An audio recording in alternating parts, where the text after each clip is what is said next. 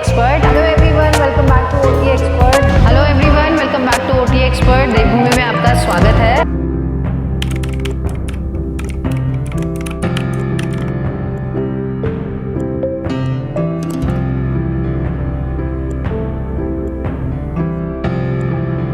कि जब हिमालय के राजा दक्ष ने कनखल में यज्ञ कराया था तो माता सती और भोलेनाथ को बुलाया नहीं था, आमंत्रित नहीं किया था, और इसीलिए माता सती क्रोधित हो गई थी और उन्होंने वहाँ पर जाकर यज्ञ में अपनी आहुति दे दी थी।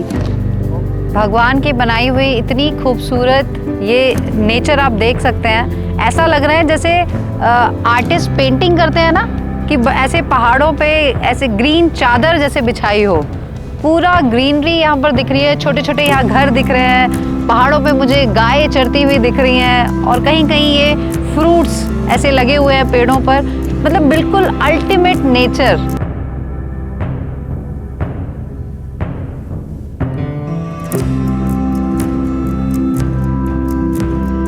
अब हम भी देखिए इसको फील करना चाहते हैं, इसलिए थोड़ी देर हम भी राजा महाराजाओं वाला फील ले रहे हैं यहाँ बैठकर। पूरा जहाँ हम बैठे हैं, ये जो पेंटिंग हमें दिख रही है पूरा गोल्ड पेंटिंग है ये। और ऐसा मैंने सुना है कि लोगों में कुछ इस तरह के रूमर्स भी हैं कि यहाँ पर कुछ रूम्स, अंडरग्राउंड कुछ रूम्स हैं, बट ऐसा कोई रूम यहाँ नहीं है। जल महल के अंदर बेसिकली इसको थोड़ा सा कट ऑफ एरिया में इस तरह से महाराजा ने बनाया कि वो यहाँ आकर पीसफुली अपने आप को रिलैक्स कर पाए। और इसी तरह से ये विद गार्डन और बर्ड्स, ये देखिए इतनी सारी मुझे आवाज़ें आ रही हैं अभी भी। संगीत की भी ज़रूरत नहीं है, यहाँ पर नेचुरल संगीत मिल रहा है, और जिस तरह से हवा और चारों तरफ जल ही जल दिख रहा है, ये अलग ही एक्सपीरियंस है। जैसा कि हम सभी जानते हैं, श्री सोमनाथ मंदिर हिंदुओं में बहुत ही महत्वपूर्ण मंदिर माना गया है, क्योंकि यह भगवान शिव को समर्पित है, और भगवान शिव के जो 12 ज्योतिर्लिंग हैं उनमें से सर्वप्रथम इन्हीं सोमनाथ जी के रूप में माना गया है। बहुत ही सुंदर दर्शन हुए हमारे, और मैं सच में शब्दों में तो खैर नहीं बता सकती हूँ। जब आप यहाँ आएंगे और खुद से दर्शन करेंगे, जो एनर्जी आप वहाँ पे आपको मिलती है उसे आप फील कर सकते हैं। पूरा मंदिर अंदर से सोने का बना हुआ है, और जितना अभी हम इसके टॉप पर गोल्ड देख रहे हैं, ये इससे बहुत ज़्यादा था पहले, क्योंकि यह मंदिर 17 बार लूटा गया और 6 बार तोड़ा गया, और अभी ये 7वीं बार बना है। यहाँ आगे बिल्कुल नैरो हो गई है ये, और अभी आगे और ऐसा लग रहा है, बिल्कुल थोड़ा सा डेंजर वाला फील भी आ रहा है। विदिन ऐसा लग रहा है ना जैसे मूवीज़ में होता है, जुमानजी में हमें ऐसा लग रहा है कि हम कोई एडवेंचर कर रहे हैं, और उसके बीच में ही हमें एक टास्क मिला हुआ है। यहाँ पर आना एक्चुअली वर्थ इट है, क्योंकि जिस तरह से ये केव्स बनी हुई हैं, ये कोई बनाई नहीं गई हैं, ये नेचुरल केव्स हैं और बहुत सुंदर हैं। काफ़ी लंबी केव है ये, यहाँ पर आना आपको भी ज़रूर आना चाहिए। And now I am going to show you this lawn on terrace. Can you imagine, मतलब देखने से लग ही नहीं रहा है कि हम लोग टेरेस पे खड़े हैं। पूरा गार्डन इस तरह से मेंटेन किया हुआ है, और किस तरह से इतने बड़े बड़े प्लांट्स भी लगाए हुए हैं यहाँ पर। तो ये एरिया भी ये फंक्शंस के लिए यूज़ करते हैं। इनफैक्ट ईजिली 500 लोगों की अगर गैदरिंग है तो वो सिर्फ इसी स्पेस में हो सकती है। तो इस तरह से डिफरेंट वेन्यूज़ हैं आपके पास, जगह की कोई कमी नहीं है। और सबसे बड़ी बात कि इतनी बड़ी प्रॉपर्टी में, 5 स्टार प्रॉपर्टी में आप जो गैदरिंग करते हैं वो आपके बजट में होती है। ये है जय विलास पैलेस, जो कि यहाँ ग्वालियर के महाराजा की प्रॉपर्टी है, और इसके जो 40 कमरों में ना इन्होंने म्यूजियम बना रखा है। मैं कहता हूँ अगर आप इसके 40 कमरे ही देख लेंगे ना, हाँ। तो आपको 2 घंटा लग जाएगा। लेकिन टोटल 400 कमरे हैं। 400 कमरे हैं, और कुछ बेसिकली गवर्नमेंट डिपार्टमेंट्स को पीछे के साइड से दे रखे हैं, तो वो बंद है।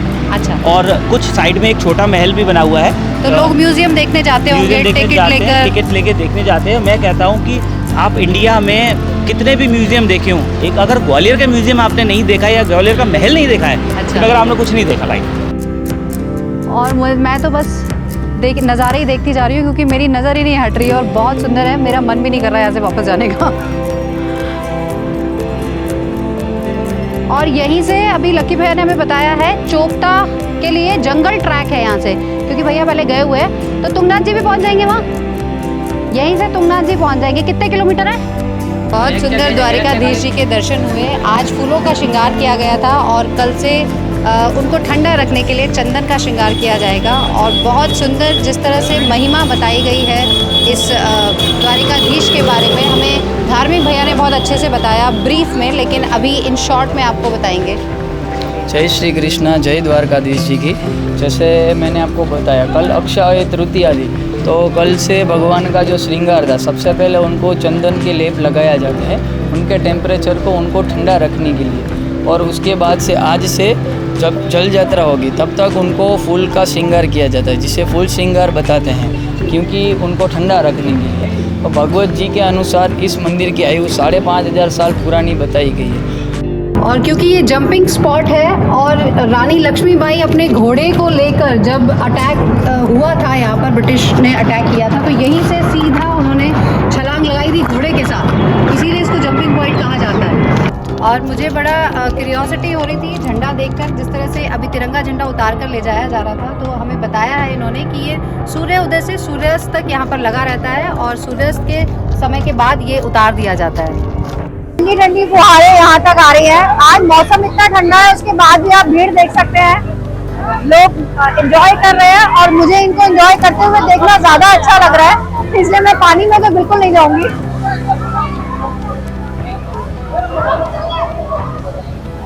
अगर विंटर्स में ठंडे मौसम में ये हाल है तो मुझे समझ में नहीं आता, गर्मियों में जब बहुत गर्मी होती है तब यहाँ क्या हाल होगा।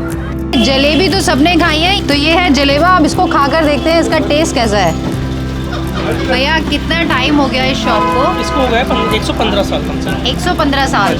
मुझे लग रहा है 3-4 जनरेशन, 4th जनरेशन। तो देखिए इसीलिए हमें ऐसा लगता है कि जब इतनी पुरानी जो शॉप्स हैं और आज भी वहाँ पर जो खाने का टेस्ट है वो बिल्कुल बरकरार है, और इसीलिए इतनी दूर दूर से लोग यहाँ खाना खाने आ रहे हैं। तो यहाँ पर बहुत सारे लोग OTA फैमिली के मेंबर्स आप देख सकते हैं, सारे OTA फैमिली मेंबर्स हैं ये। और सबसे पहले तो भैया ये जलेबा टेस्ट कीजिए। जब जैसे ही वो झरना बहने लगा तो भीम को उस पर घमंड हुआ कि मैं तो बहुत बलवान हूँ, शक्तिशाली हूँ, मेरे गदा मारने से देखिए मैंने पर्वत को भी 2 भागों में बांट दिया। ये घमंड आगे ना बढ़े, इसलिए बजरंगबली ने फिर वहाँ पर अपना रूप बदल कर वहाँ पर वो एक वानर रूप में बैठ गए, बड़ी लंबी सी पूंछ, ये हमने टीवी में भी देखी है कहानी। और जब वहाँ पर वो भीम क्योंकि उन्हें पहचान नहीं पाए और उन्होंने कहा कि आप अपनी इस पूंछ को हटाइए, तो उन्होंने कहा मैं तो देखो बूढ़ा हो चुका हूँ, मैं तो उठा नहीं पाऊँगा, आप ही उठा दो। तो जब भीम ने बहुत कोशिश की और वो उसे हिला भी नहीं पाए, तो वो पहचाने और उन्होंने कहा कि प्रभु आप हमें दर्शन दीजिए कि आप कौन हैं। जैसा कि आप सभी जानते हैं भेट द्वारिका नाम इसका इसलिए पड़ा है क्योंकि ये एक समुद्र द्वारिका के बहुत ही नज़दीक एक द्वीप है ये, और ओखा शहर के बिल्कुल 3 किलोमीटर दूरी पर ही ये द्वीप स्थित है, इसीलिए इसका नाम भेट द्वारिका, गुजराती में इसको भेट बोलते हैं, लेकिन क्योंकि यहाँ पर श्री कृष्ण जी की भेंट हुई थी सुदामा से, इसलिए इसका नाम भेट द्वारिका पड़ गया था। ऐसे वेदर में वॉक करने का अपना ही मज़ा है, और सीरियसली आप ये अगस्त मंथ है, आप इस मंथ में भी अगर यहाँ आएंगे तो स्पेशली बच्चों के लिए वार्म क्लोथ ज़रूर लेकर आना, क्योंकि मॉर्निंग इवनिंग में तो आपको ठंड लगने ही वाली है। अभी दिन के 1 बजा है और 1 बजे यहाँ पर ठंडा ठंडा फील हो रहा है। This is amazing view. ये व्यू हमें मिल रहा है माँ सुरकंडा देवी का ये जो ट्रैक है, जय माता दी। आज हम यहीं से जय माता दी कर रहे हैं।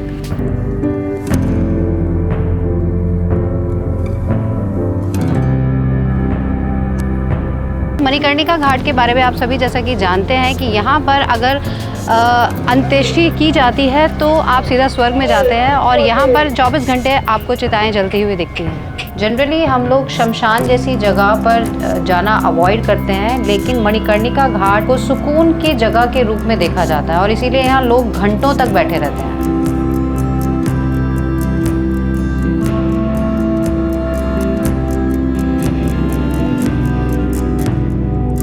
लवली व्यू देखिए, चारों तरफ सफ़ेद चादर बिछी हुई है, बहुत खूबसूरत है ये। हम पहुंच गए हैं सिसु। ये पेड़ भी देखो बिना पत्तों के भी कितने सुंदर लग रहे हैं। ये यहाँ पे पूरी लेक है, और लेक के ऊपर आधे में बर्फ जमी हुई है, आधे में हमें पानी दिख रहा है, तो मेल्ट हो गई है वहाँ पे। तो 4 to 5 people can accommodate easily in these rooms, और साथ में गंगा जी के व्यू के साथ ये रूम आपको मिलता है मात्र 1200 रुपये में। एयर कंडीशन इसमें लगा हुआ है। 1200 रुपये में 2 BHK in 1200 rupees, value for money.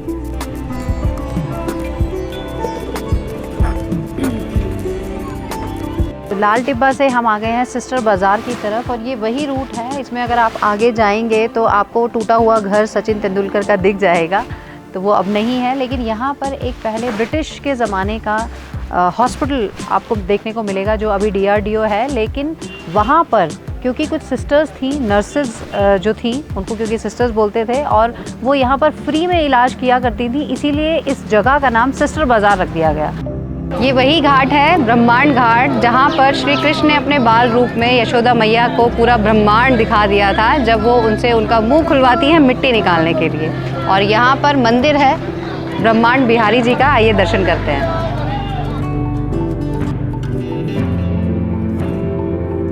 This is really amazing, wow. मेरे कान बिल्कुल ठंडे हो चुके हैं, गाल में ठंडे हो गए हैं और मैं आधी गीली हो चुकी हूँ। लेकिन ये जो इसको मैं वर्ड्स में आपको बता ही नहीं सकती हूँ। I am speechless now. अभी हम कसौल के पास पहुँच गए हैं और यहाँ पर बहुत सारी कैंप साइट्स मुझे दिख रही हैं, तो हम अभी जब वापस आएंगे तो हम उनको भी थोड़ा सा कवर करेंगे, थोड़ी जानकारियाँ हम लेंगे। लेकिन जो इस तरफ का पूरा ये एरिया है, इतनी चिल्ड हवा है यहाँ पर, बहुत ठंडा है और बिल्कुल डिफरेंट है ये। इवन कुल्लू से, जो कुल्लू की तरफ हमने जो जितनी खूबसूरती देखी उससे भी ज़्यादा खूबसूरती हमें यहाँ पर मिल रही है।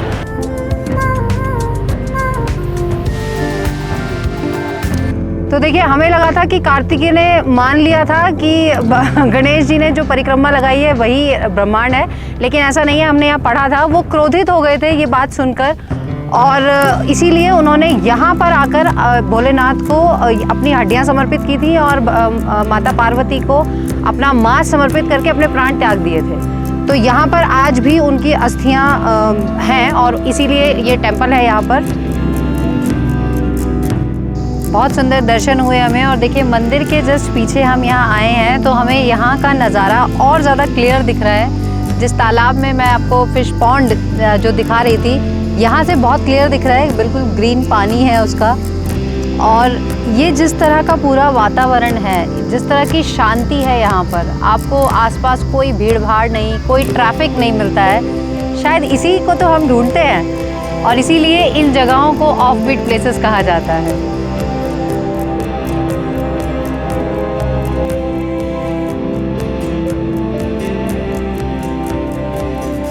देखिए कितने सुंदर ये इस तरह के जो मैदान दिख रहे हैं। ये इनफैक्ट चोपता से 5-6 किलोमीटर जब हम पहले थे वहीं से शुरू हो गए थे इस तरह के मैदान जो दिखने। और साथ में देखिए, जैसे हम पीछे देखेंगे हमें स्नो पीक्स दिख रहे हैं, उसके बाद फिर पहाड़ दिख रहे हैं, फिर इस तरह से मैदान दिख रहे हैं।